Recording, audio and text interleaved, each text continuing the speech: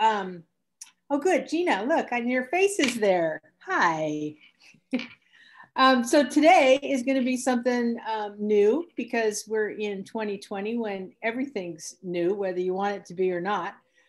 So we're trying to do something that would be really inclusive and let everybody kind of feel like they're part of this and just have some fun and tell some scary stories. So I had several of you that sent me your names, and a couple of you already told me your scary stories, and I thought they were great. So we're going to kind of intertwine those. This is going to go back and forth between Audra, Leslie, and myself. And anybody else who has something to add, just let me know. There'd be a lot of stuff going on chat. We're going to do a few scary stories. We're going to intersperse with Audra's going to introduce some of the pumpkins. This is my understanding of what we're doing. Leslie, correct me. Audra, correct me if I'm wrong here. But we're going to do some scary stories that have to do with real estate or just a scary story that you've had. And hi, Aubrey. Aubrey's on our scary story list. I love Aubrey's stories. So we're going to intersperse. And if anybody else just didn't contact me about a story and we have some time, we'd love to have you tell us your scary stories or just really freaky stories from real estate. I'm sure that could go on for hours and hours. So I tried to think of some scary stories that I've had, and I've had lots, but nothing that, like snakes or mice or things like that. Those things have happened like at home. Probably the scariest thing that ever happened, and it was a self-imposed scary for me, was when I was doing real estate. I was first in my career in real estate in Oregon, and I had a referral that was given to me, and there was a lot of rural property in Oregon, and the referral was very kind of vague. And when I talked to the people, it was one guy that I talked to, and they were coming from someplace on the East Coast, had cash money, wanted to buy a piece of rural property that was off the grid, that had generators and well water and kind of off of dirt road, kind of. That's what they wanted. They wanted 5+ acres, and they had cash, and they showed me proof of cash. And I asked them where it came from because they were young. They were like in their early 20s, and said that their father had died and they had gotten the money. But everything was really super vague. And so I had to meet them.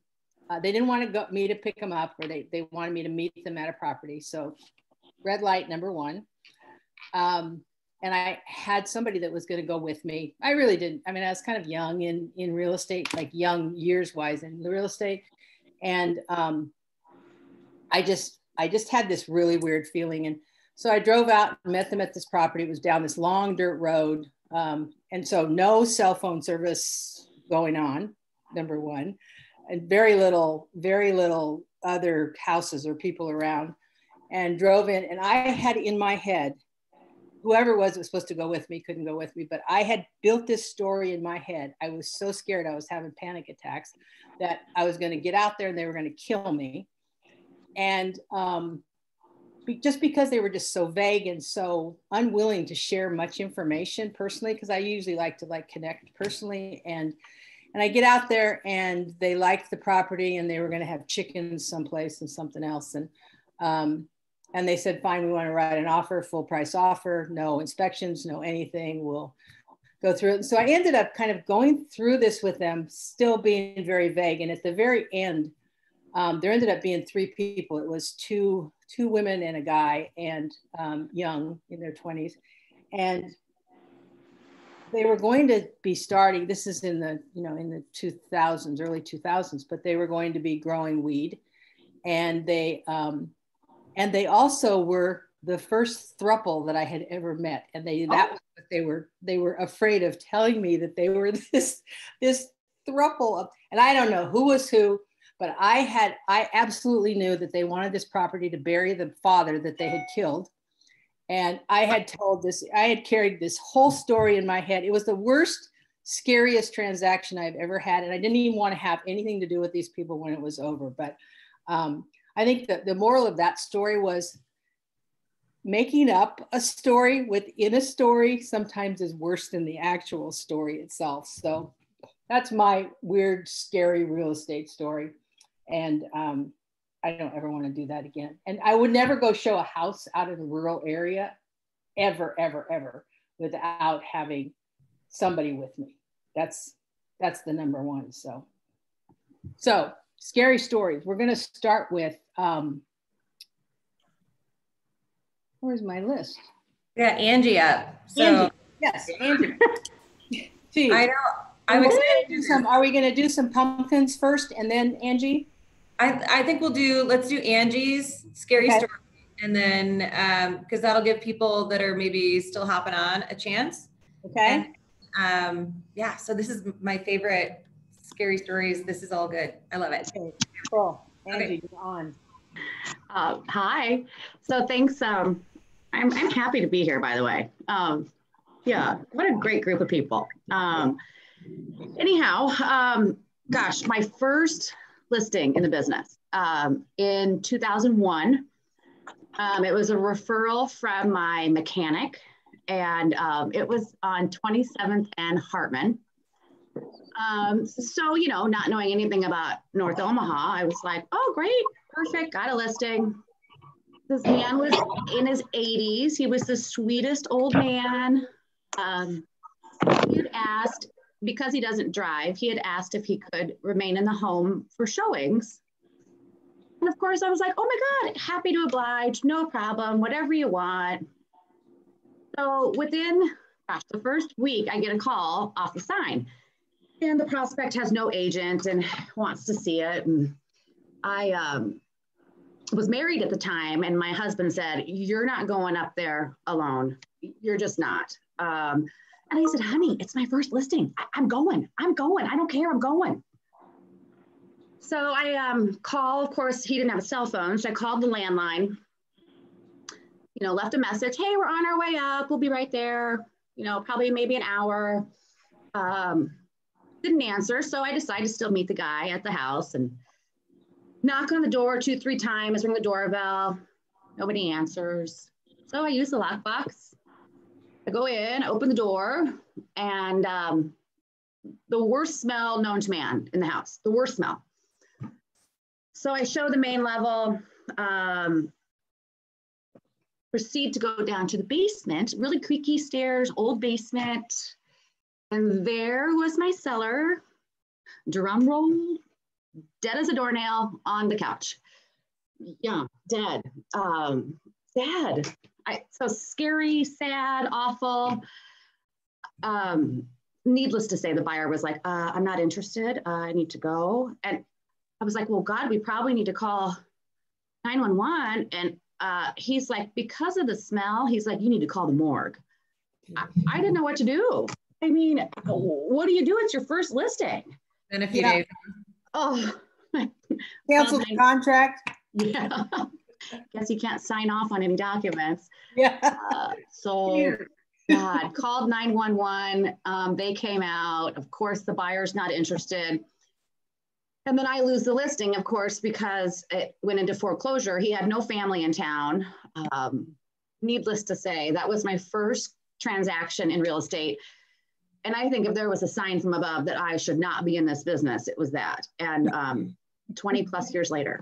I've actually the opposite. I've had so many people that just get into real estate and their first couple of transactions, like their first one, especially like a first buy and a first list, if they're really awful, horrible experiences that make you want to cry, it seems like those are the ones that have really successful real estate careers. So. Totally. Awesome.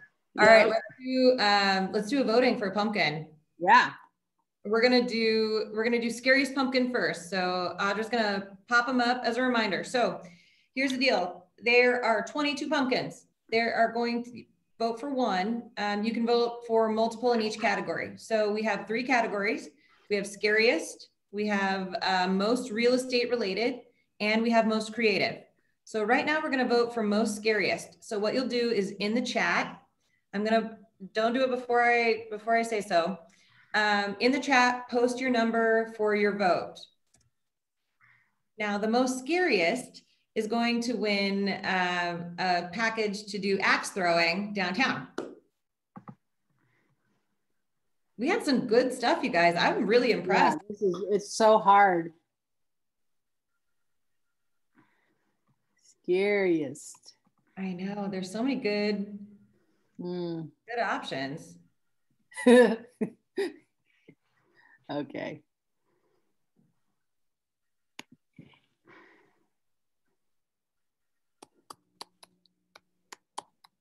All right, we'll give everybody another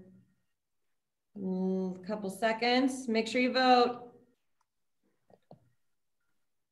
All right, so. Great prize. Yeah, I know, right? Axe throwing, have you guys ever done that? Yeah. No, I have not. I'm a little scared. That would be a kind of a scary story for me, but. Yep. Done it one time. Don't know if I'd do it again, but. How'd you do? They kind of bounce back a little bit. So, all right. Well, Carol, who's our next? Our next scary story is from Aubrey Hess. You're on, Aubrey.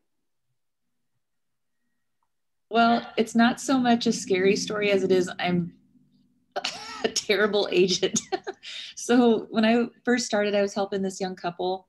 11 years ago, they bought their home, and it was their first house, and they brought their parents along with them to shop. And we were looking in Midtown, and this was kind of a weird house where you had to walk out of the kitchen into the garage, and then from the garage, you would walk into the basement. So Lindsay, my buyer, was walking first down the stairs, and then her mom was walking behind her, and then I was following her mom. So I'm walking down the stairs, and all of a sudden I hear Lindsay go, "Oh my God, a snake." And I go, "What?" And just out of like pure instinct, I shoved her mom from the back down the stairs, and then like turned around and ran in the other direction. It was like fight or flight, and I definitely chose flight. So it was just like a little garter snake, and her mom was so, she forgave me. But Lindsay calls me every year and reminds me that I shoved her poor mom down the stairs, and we're going to list their house here in a couple months. So she's still talking to me. Kept the client. That might be one of my favorites. I'm like a full service. Did you have to sell the mom's house like, too? You know. What'd you say? Did you have to sell the mom's house too? Yeah, she needed to suddenly move into a ranch for some reason. It was really weird. I don't know. With no basement. No basement. There's my story. So that falls under the category of don't do that. Okay?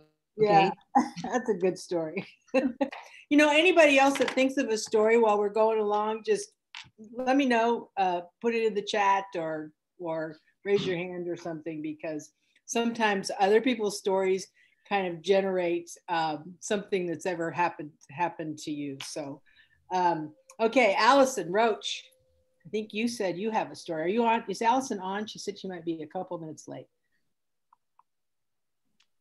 Allison's not here yet. Okay, let's go with Gina.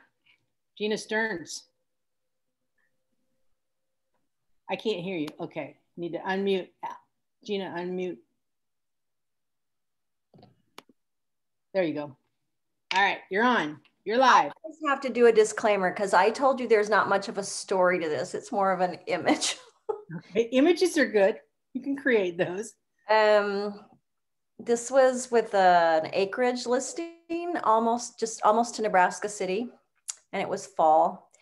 And I know I did something about security. A parent or someone came out, and I excused them. I felt fine, whatever. So I was there by myself, which I know we all know now is a terrible idea. But the sellers had gotten rid of bats earlier, like a week before.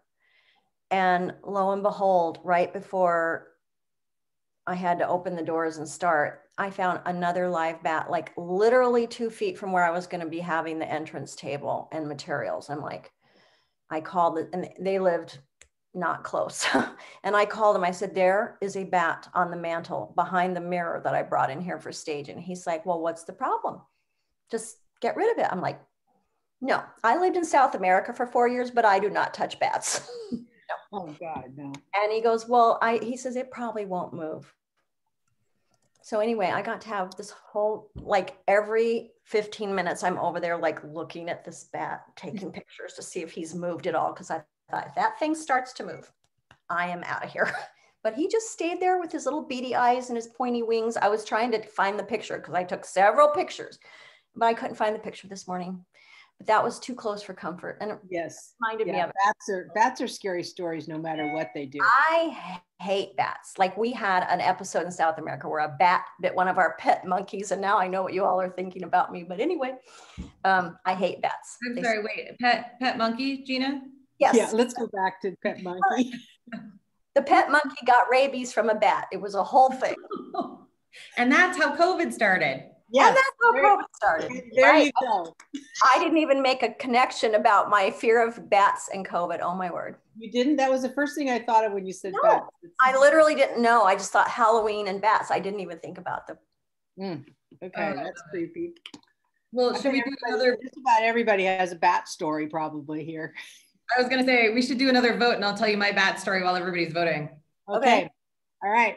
All right. So we're going to do best real estate related pumpkin. Vote 1 through 22 in the chat. And this one wins a BHDRE swag bag. So we got a lot of good stuff that we found in the basement. I'm only half kidding, but of stuff that we haven't seen before. So my favorite bat story is at the our first house office in Dundee. So that white house, if you guys were over there. And so I walk in and Jenny Garcia, who's not with us anymore, but she was there and she was trapped in Tom's office, which is just, it was a little add-on, had the teeny tiny, French doors, and she's waving like this. Well, a bat comes and swoops its way towards me. She's screaming, I'm laughing. So I walk out, I leave the door open. So I'm walking around the house to go to the back door to open that to see if we can't just get it out. So as I'm walking, I hear her and see her screaming and running through the living room, around, through the kitchen and out, just like, hair all up. So what had happened is while I was walking around, the bat flew, clung on to the little French doors and stared her straight in the face and then started climbing down each one. She's like, it was looking at me the whole time. It was staring straight at me all the way to the bottom. And the bigger trim piece, she goes, and I lost it. I couldn't find it anymore. That bat had crawled under the trim of the door, crawled in and started flying around with her. That bat was out for blood. Pretty bad. Pretty bad. And that's my favorite bat story. That's the best bat story so far. Anybody else have any bat stories? Kathy Shunk, you just said you have a story, so tell us your story. Yeah, I thought we were gonna do more like stories about haunted stuff. So I have a story. No, you can do haunted. That's anything. I've been waiting for that, actually. No, mine is. I'd rather get off the bats here for a little bit. No, mine's not haunted, but kind of, sort of. So along the same lines, mine was my very first listing too. My networking group, this lawyer said, hey, it's not great, but I have this listing you can have if you want. I'm like, yeah. So it was like 38th and Charles-ish, something like not a great part of town. And so I go there and all the windows are covered with blankets and all this stuff. It's super dark in there. It's been vacant for God knows how long. I was scared I'd run into a raccoon or something. So, and like I said, not the best part of town. So I had the door shut. So I get in there, it's so dark. And then my phone is dying. It's on red, the battery, mistake number one. I couldn't get the door open. It was jammed shut. I was freaking out. So then I just like left the door open and I'm like, you know what, whatever can come in that door is probably better than what might be in here, because it was just spooky. And then there's a water bed upstairs frozen. I was waiting for it to come through the ceiling. And so then fast forward several months, I get a call from the neighbor and they're like, hey, did you sell that house? I'm like, no. Do you know somebody's living there? No. So then I called the lawyer. I said, oh, I have good news and bad news. I said, the good news is, the bad news is there's squatters in the house. The good news is they're cleaning out the house because they're throwing everything out the window into the neighbor's yard. So, and then when I had to have the cops go board it up or go with me to make sure nobody was in there to board it up, they they met me for like 3 minutes, it seemed like, made sure the house was fine and like left. I'm like, where'd they go? So it was kind of scary to them apparently too. But when that door wouldn't open and my phone was on dead and the blankets over these windows and vacant for years, and just I thought for sure a raccoon or something was gonna come and get me. So, between the area and the house and all of that was just kind of scary. It's like your first listing too.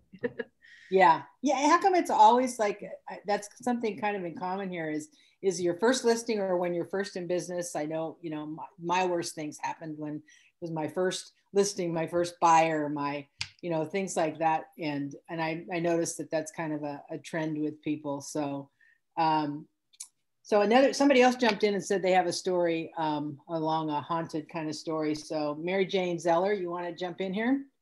Sure. It was several years ago. I was showing a house to a young couple. They were buying their first house, and it was me. I was driving separate, and her parents were driving separate, and then they were driving separate. So that we were all arriving at 3 different times. And I got there first and opened up the house, and it was down in Bellevue, like right off of Highway 75, like off of Chandler, someplace in that area. And I went in, and the house was laid out kind of weird. It had 2 entrances, but that's here nor there. But anyway, there was 2 separate stairways that went upstairs, and I went up one, and it was fine and not an issue. But I went up the other one, and I tried to go up into this upstairs bedroom, and I couldn't get up the steps. And it wasn't because the door was locked or anything. It was like there was some kind of force. It was really weird. It just wouldn't let me up the steps. I just couldn't get past I got all the way up until like 2 steps into the room, and I just couldn't go any further. And it just kind of freaked me out. And I'm like, I just had this weird feeling. So I went back down, and then her mom came in, and I said, Patty, you go up in that room and check that room out, will you? And she got up to the exact same step, and she goes, just got the heebie-jeebies and she says, I can't go up there. She says that I'm not going up there. She says, I got a weird feeling. And I thought, oh God, this is just too weird. So when Shelby got there, actually was my future daughter-in-law. And I said, and if you knew Shelby, she's kind of a flake. And I hate to say that about my daughter-in-law, but This is being recorded, so let's blank that part out. And she actually went up into the room. She got all the way up into the room. She just kind of flew up the steps, and she got up into the room. But then as soon as she got up into the room, she said, oh my God. And she completely freaked out. And she's like, there's something up here. She didn't know what the heck. She says, I'll get the hell out of here. She just turned around, ran down the steps, ran out of the house. And she's like, get me out of this house. And I don't know what the deal was with that house, but there was something in that upstairs room, and it was not friendly. And it was just a completely weird room. And, and I don't get that feeling often, but there has been Mary Jane, is that the room? What's that? I said, if you look behind you, is that the room? Yeah, that's it. Actually, this comes from a house in Ralston that I showed, actually from a basement that, wow. I walked into. That was a whole nother story. That was a whole nother story we walked into. I was showing a house, and I got a feeling when we walked in, and I'm like, I'm not staying in this house. And we walked downstairs, and just to make a long story short, there was all kinds of satanic ritual signs painted all over the basement walls and stuff like that. I was like, I'm out of here. You guys can look at the house, but I'll wait outside for you. A listing nightmare, a listing agent's nightmare. Like the purple, whoever posted that was me, the purple kitchen. Oh my God. Yeah. Oh, that would be really, really, really difficult. Oh, can you imagine trying to list that house? No way. Yeah.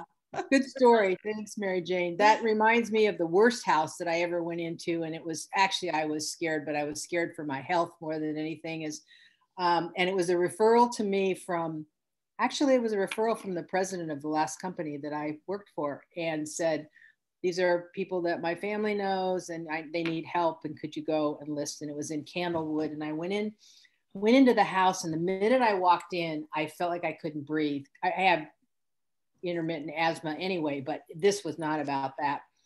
And I walked in and I tried to just look straight ahead. And it was a couple that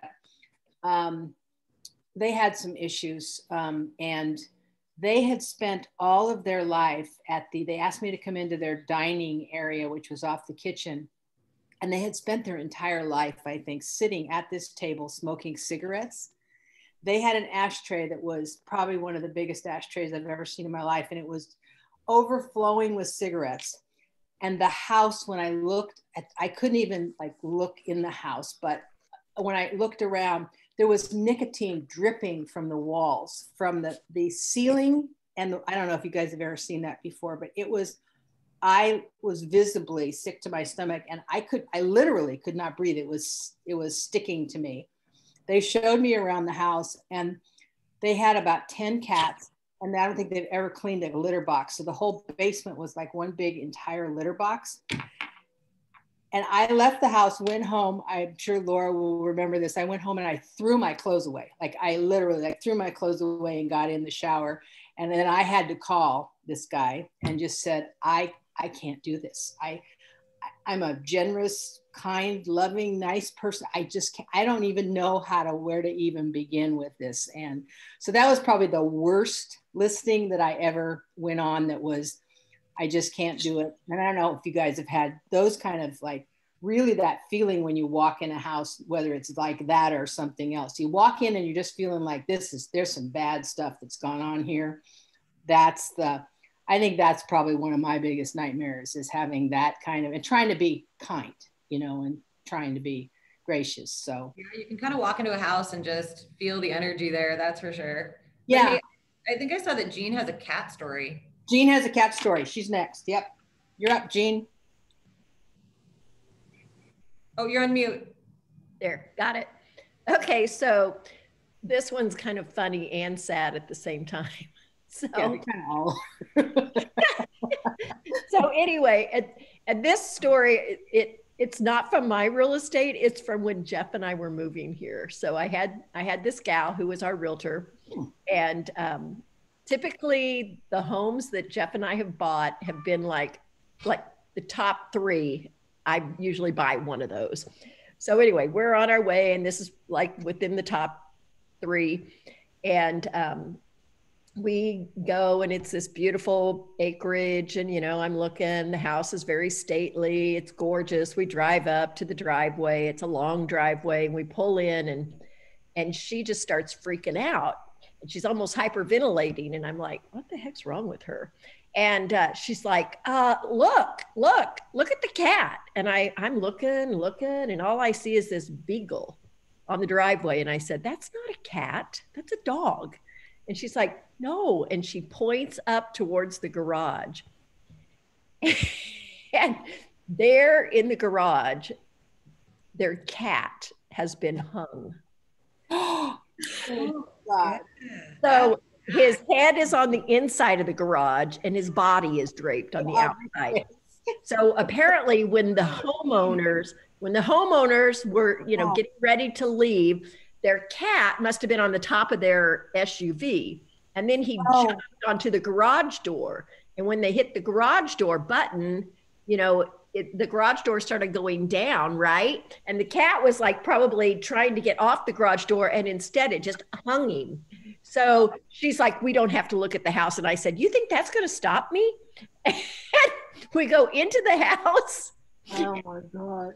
And I go running to the garage, and she's like, you don't need to look. You don't need to look. And I'm like, no, I want to see if the cat is still alive, because I wanted to release him. And, by this time, the cat was dead. And sure enough, that's the house Jeff and I bought. So oh my God.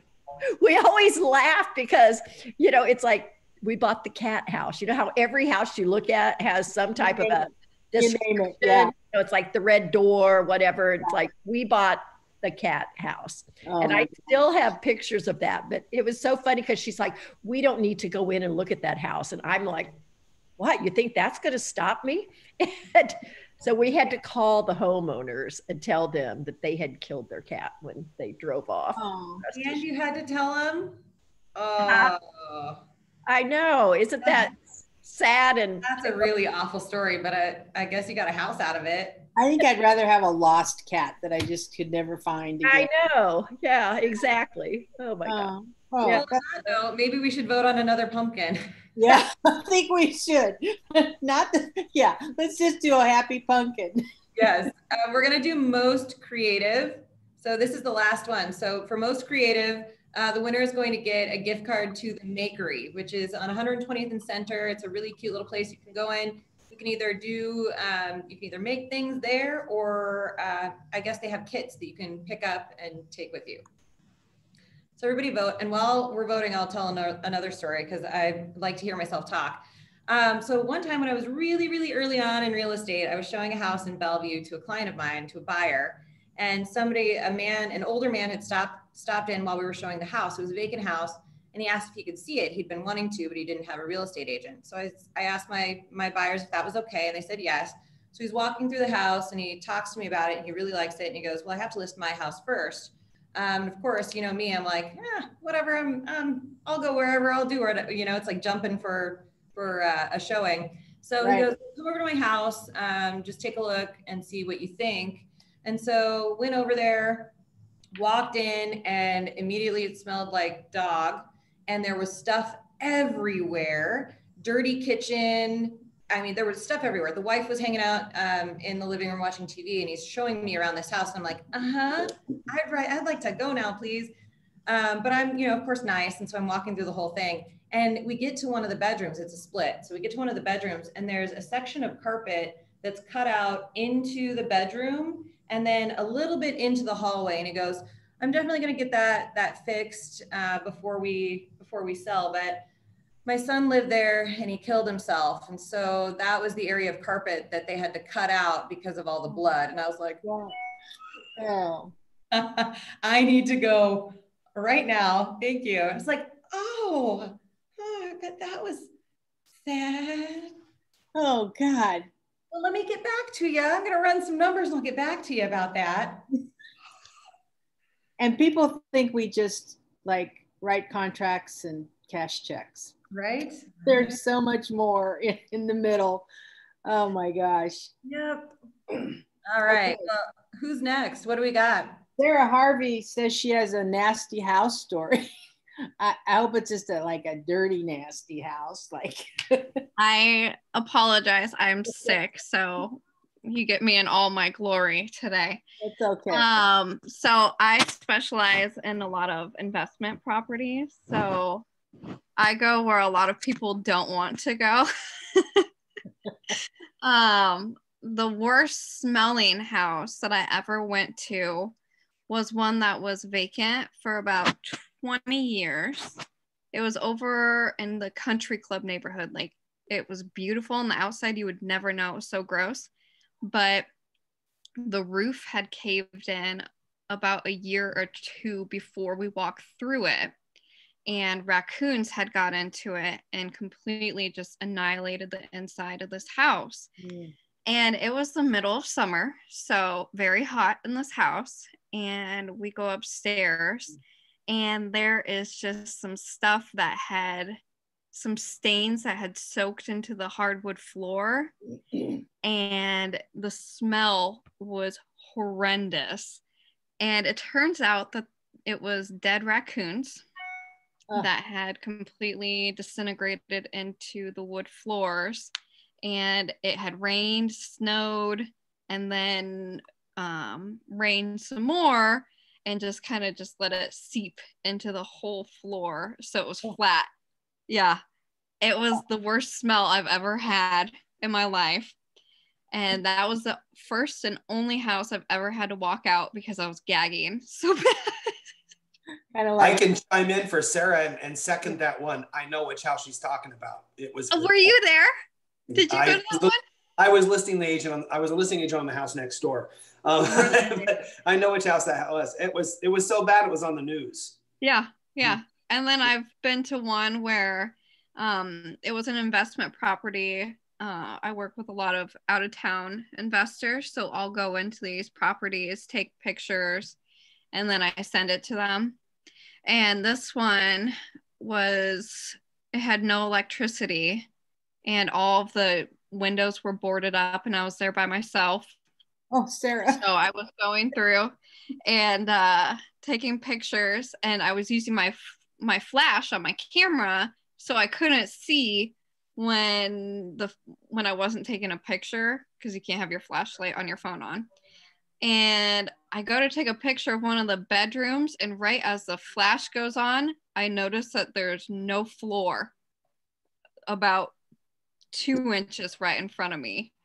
And so I almost fell through a floor in a house in North Omaha by myself. Oh, God. And the only thing that stopped me was taking the flash on my phone. If I wouldn't have done that, I would have just fell right through it, because the whole room had no floor. It went straight to the basement. Oh, Yeah. my God. Yeah. Man, you're brave. I've seen a lot of stuff. You don't look old Scary enough to houses don't see a scare lot of stuff. Great. Wow. Nancy Keene, were you the golf club person? Tell us what you do. Yes. Well, I'm a golfer, so my golf clubs are usually in the back of my Jeep. And I show a lot of acreages, but I'm a farm girl, so I'm kind of used to a lot of things, but I hate snakes. And this happened one time that there was actually a snake in front of the house, and I didn't want to open the door because of that. And I got my 5-iron out. So I've just thought, this is really a good idea. When I do go out by myself, I just kind of swish the grass. I get my 5-iron out and carry it with me and kind of swish the grass like I'm chasing a snake that I never saw. Yep. For snakes or creeps. Whatever comes your way.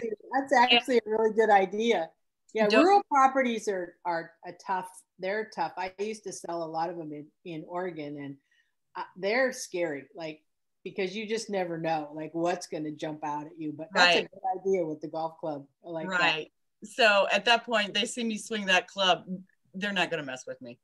Did you ever see the picture that some realtor, I don't know where they were, that the realtor posted that had a boa constrictor wrapped around a door handle, like going into a house? They went to reach for the lockbox, and it was this gigantic, and it was wrapped perfectly, so you couldn't. It looked kind of ornamental, but it was this gigantic boa constrictor that was obviously somebody's pet or something that had gotten out.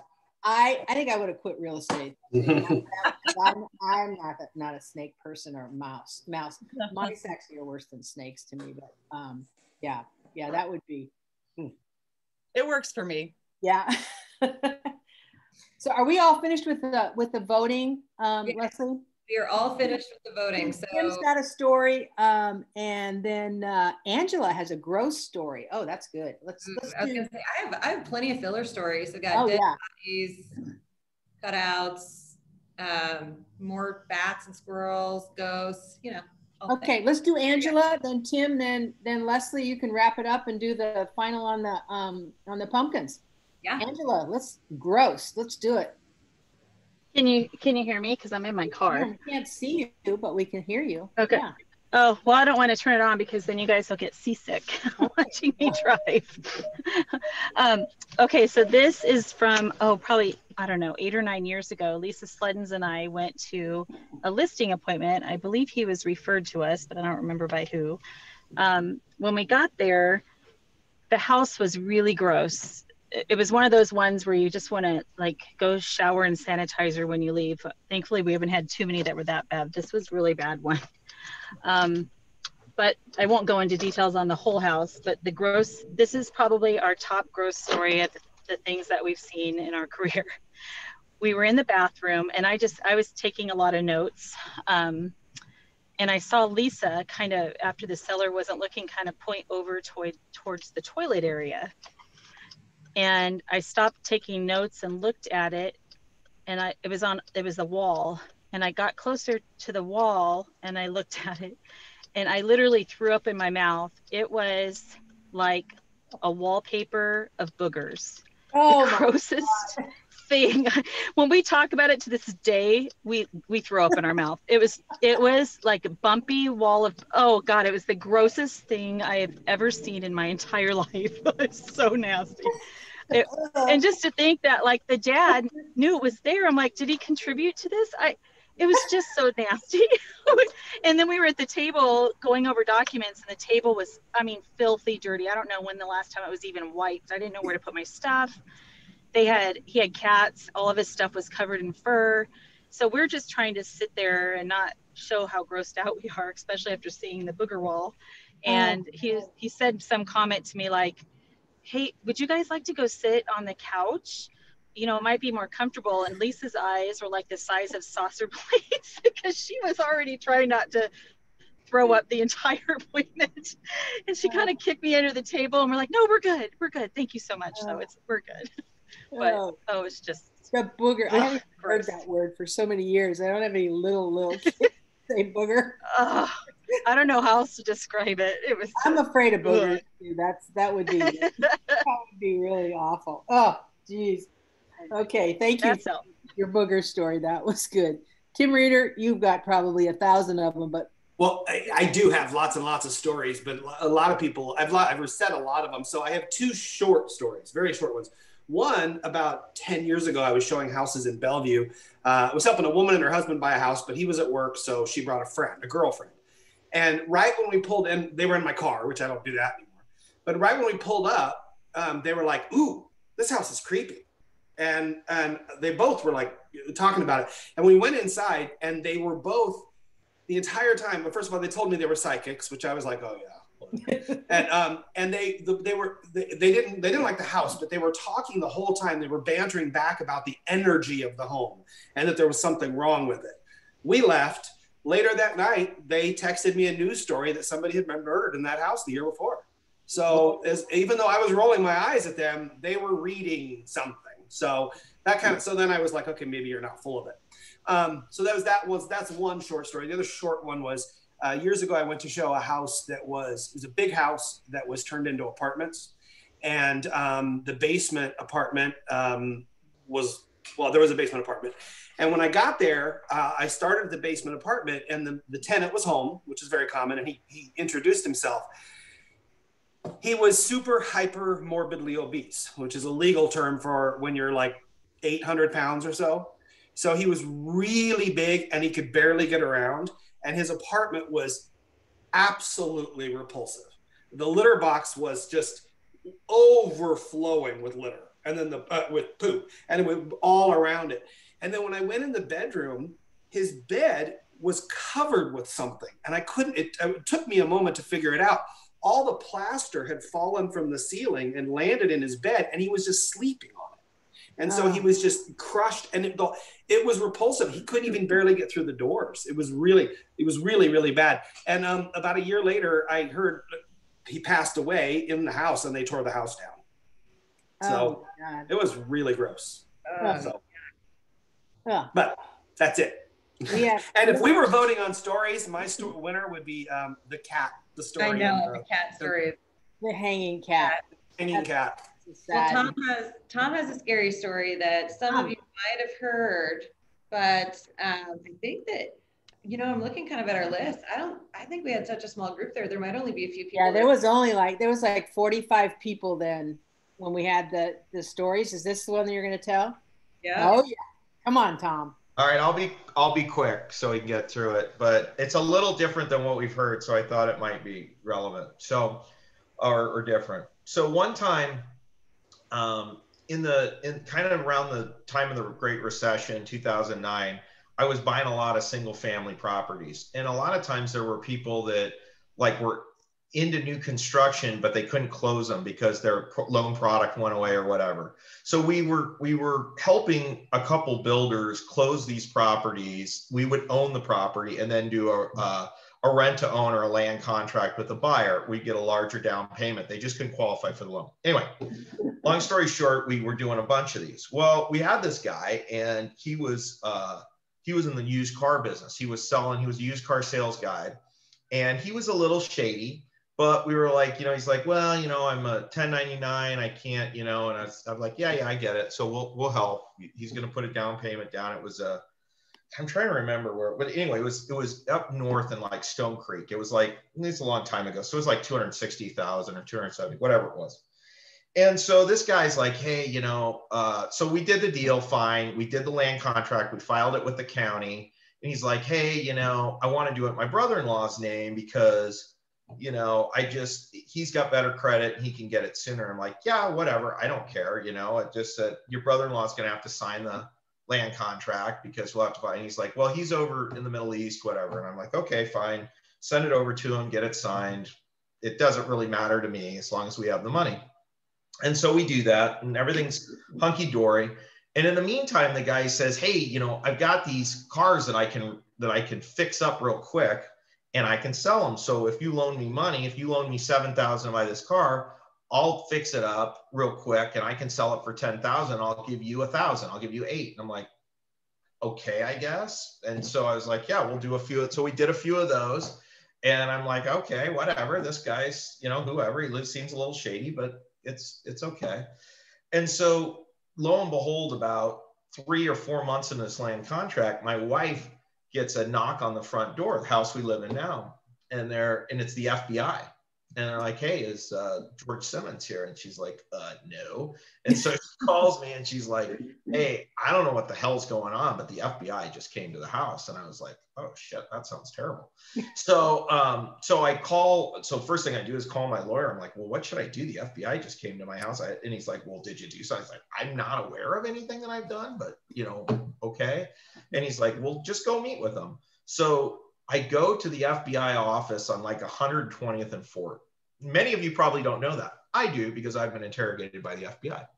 So we get there and for 3 or 4 hours, they're trying to say, hey, do you have any ties to, you know, terrorism? Have you done this? Have you done that? You know, anyway. So lo and behold, after I kind of get them calmed down after 3 or 4 hours and I kind of get them understanding that, you know, I haven't done anything, you know, that's shady or well, maybe it wasn't intended to be shady, but it appeared shady. So after it was all kind of said and done, they're like, hey, listen, here's the deal. This guy is stealing identities. There's identity theft that's gone on and he's trying to steal his brother's identity. And his brother is not okay with this whole land transaction. And it appeared that you were part of it. So he said, hey, we would appreciate if you would give us some help. And I was like, oh my God, what does that mean? Like, I don't want to help. What do you mean help? And he's like, we want you to wear a wire and to incriminate the guy. So I used to own Brazen Head Pub on 78th and Dodge. So he said, so the FBI agent's like, who was from Tekamah, thank God. He was from small town Tekamah, Nebraska. He was very nice.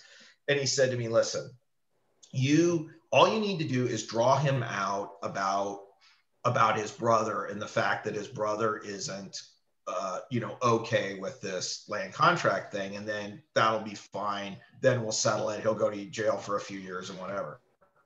So I did that. I wore the wire.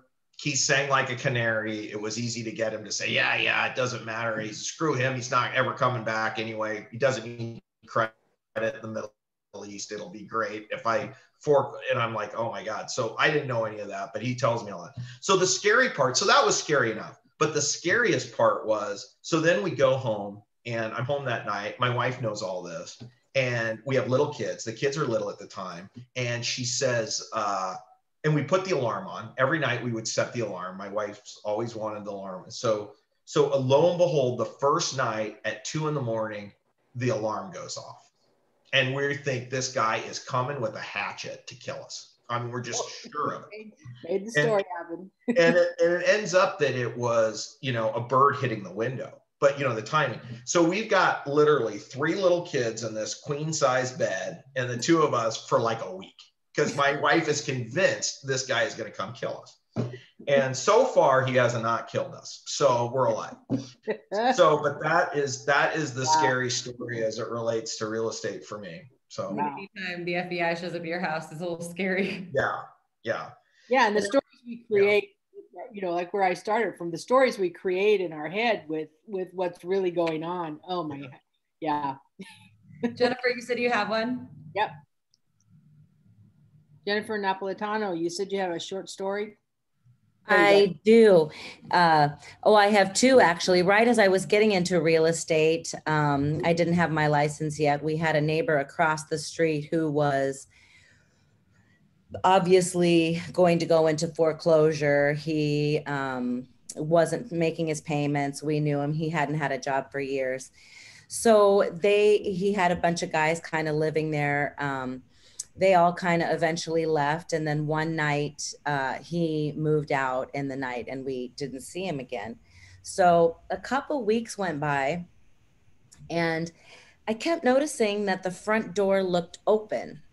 And I knew that they had all kinds of animals and things like that that lived with them, dogs and snakes and things like that. So I got a neighbor who, were kind of friendly in the neighborhood. And I said, I want to just go in there and make sure that there's no animals left in there. I just have this feeling.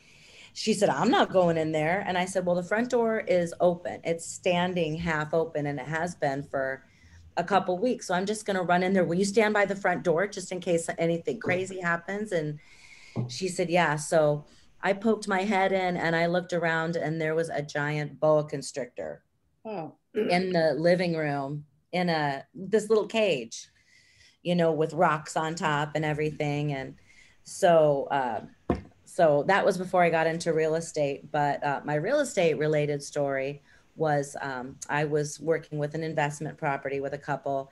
I took them in. It was a vacant property and there were hardwood floors.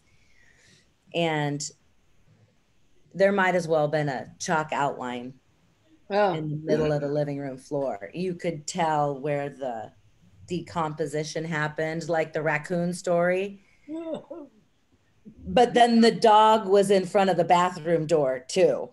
So it was not only the owner, it was also the dog as well. And they didn't disclose us. We asked them, boy, that looks like and they said, no, and then we found out from a neighbor that yes. Yeah, it was indeed the homeowner.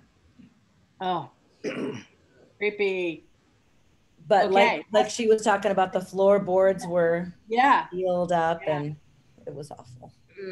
Is that doesn't have to be disclosed in Nebraska, right? Because in California, it had to be disclosed whether if somebody died in a house, not even murdered, but died in a house. No, you only have to disclose if something illegal happened, like if they were murdered or if it was a drug thing. But death, and you don't have to natural causes, you don't have to disclose. But my recommendation is if you know it, disclose it because it's going to come back to you anyway.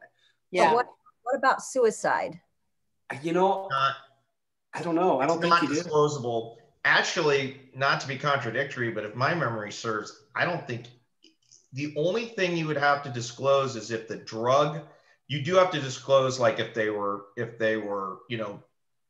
making crack or whatever, because meth, something like that. But actually, even murder, none of those are disclosable in Nebraska.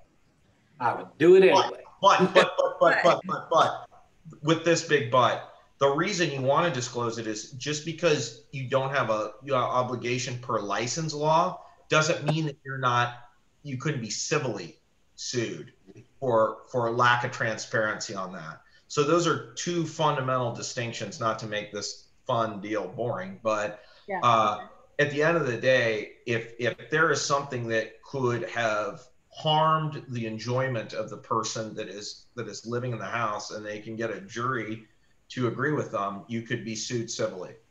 And more than likely, because of the civil component of that, your errors and omissions would more than likely not cover that. It could, but it probably That is scary. Yeah. So Dawn has her hand raised. Okay. Okay, so we're running up against time. I'm going to share one last one. It's very, very. Dawn has her hand raised too, Leslie. So when you're done. Dawn had her hand raised too. Oh yeah, Dawn, what do you got?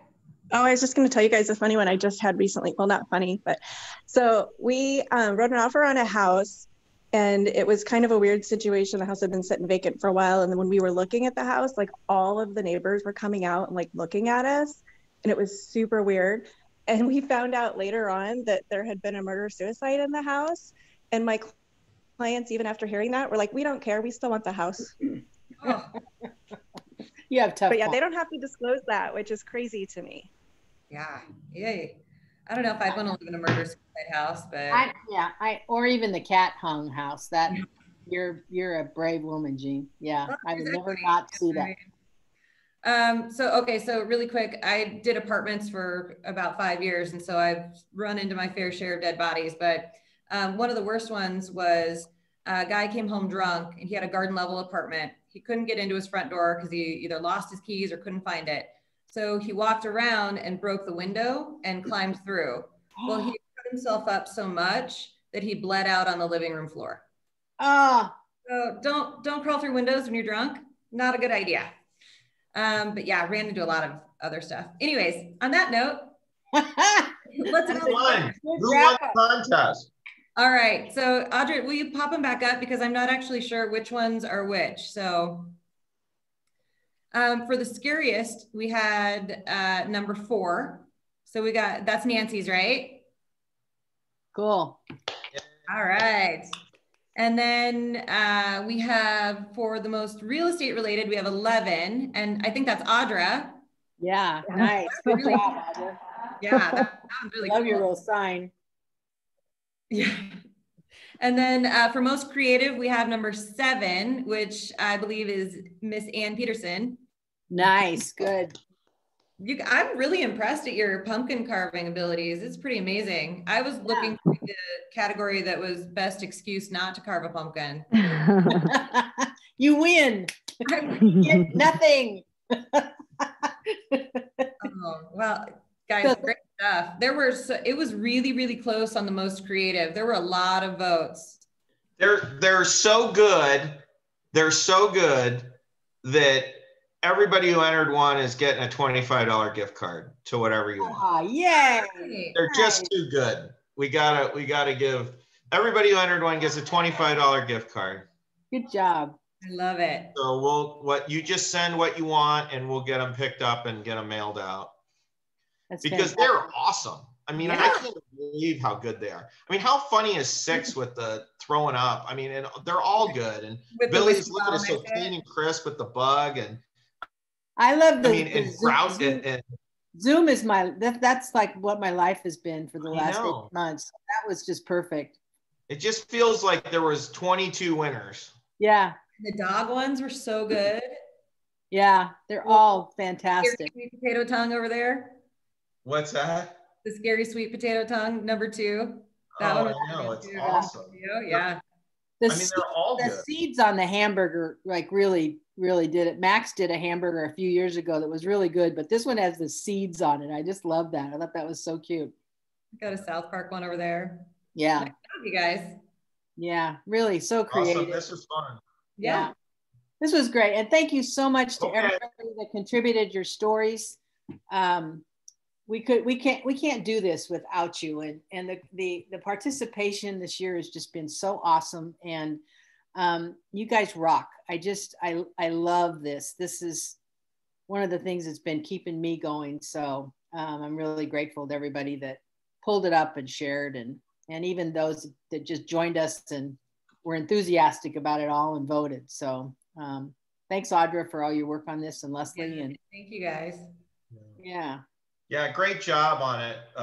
Audra and Leslie and Tim and Carol, and the guys worked really hard to figure out a process, and it was a very creative idea and a lot of fun. So kudos to everybody, because they worked really hard with the logistics. And by the way, our sign guy,